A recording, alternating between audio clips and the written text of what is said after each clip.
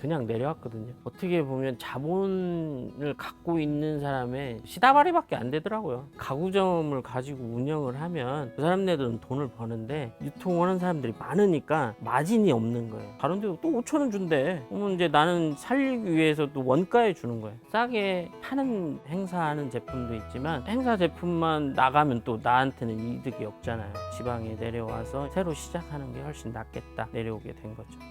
안녕하세요. 황토코리아 협동조합의 대표 배종문입니다. 조합원들 자체가 침대 가구 쪽의 전문가들로 분산해서 흑침대라든지 매트리스를 직접 생산을 해서 조합원들이 직접 판매하는 협동조합입니다.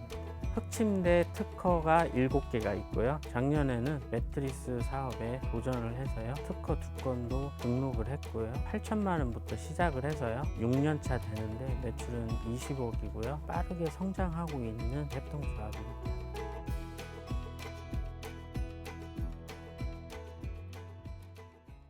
IMF를 통해서 집안 형편이 조금 어려워져서 사업을 할 수밖에 없는 위치에 있었어요. 처음 시작한 거는 이제 20살 때부터 했는데 사람이 나면 서울에 가서 뭔가를 해야지 않나 싶어서 무조건 서울에 상경을 해가지고 사업을 시작한 게 이제 가구 유통업을 시작을 한 거예요. 근데 뭐 가진 돈은 없고 몸만 달랑 올라간 상태라 그냥 창고에서 침대를 깔고 자게 된 거죠. 한 달, 2달 정도 버틸 수는 있었는데 겨울이 되니까 이제 너무 추워서 잘 수가 없겠더라고요. 부랴부랴 돈 만들어서 또 원룸 이렇게 월세를 통해서 들어가서 하기는 했는데 가구점 같은 경우는 외상 같은 걸 좀 해요. 거래처가 늘어나면 외상이 늘어나기 때문에 아무것도 없이 하려고 하다 보니까 더 힘들어지는 거죠. 그래도 영업은 계속 해야 하고 꾸준한 매출이 필요하기 때문에 영업소를 많이 늘리게 됐어요. 하지만 리스크도 커지더라고요. 그래도 큰 업체들을 많이 잡아서 매출액도 많이 올라가고 자리를 잡았다고 생각은 했는데 다른 경쟁 업체들도 있기 때문에 힘든 점이 있었죠. 거래처를 잡아놓고 물건을 DP를 해놨어도 다른 경쟁사가 이제 밀어내는 방법도 있고 경쟁이 아주 치열했던 걸로 생각이 돼요.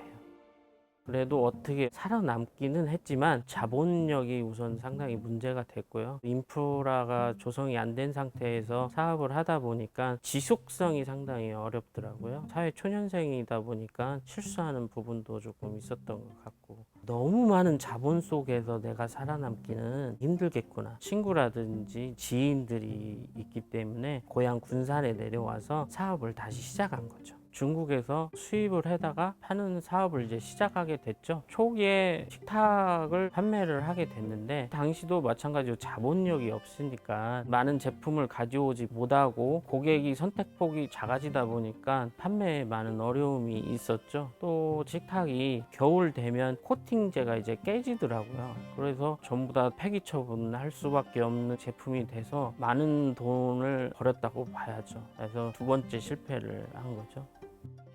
그 다음에 침대 도매업을 다시 했어요. 역시 자본력이라든지 상품에 특별한 특색이 없어서 폐업하게 되더라고요.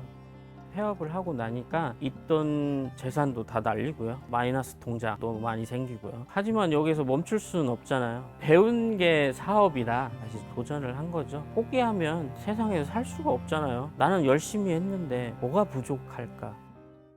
실패를 3번 이상 하다 보니까 결론이 나오더라고요. 도매 상품을 받아서 팔다 보면은 상품 경쟁력이 좀 떨어지고 판매 조건에서도 부족한 면이 많이 생기더라고요. 그전에는 특허 같은 것을 많이 안 만들어서 했는데 직접 재산권이 상당히 중요하구나. 특허라든지 디자인 등록이라든지 상호 등록이라든지 그거부터 한 다음에 사업을 시작을 하게 된 거죠. 흑침대 같은 경우는 개발할 때 샘플을 만들기 위해서 많은 생각을 했어요. 생각난 게 애기들하고 같이 공방에 갔던 게 생각이 나더라고요. 거기에 도자기 전문가가 계셔서 무작정 부탁을 드린 거죠. 거기에서 나온 제품을 통해서 특허를 등록을 한 거죠. 거기에 맞는 이제 기계를 사려고 하다 보니까 많은 돈이 필요한 거예요. 사실 가진 것이 마이너스 통장밖에 없는데 어떤 방법이 있지 않을까 정부 기관을 통해서 많이 알아봤죠. 그랬더니 마침 협동조합이라는 게 5명이 모이게 되면 장비를 지원하는 제도가 있더라고요.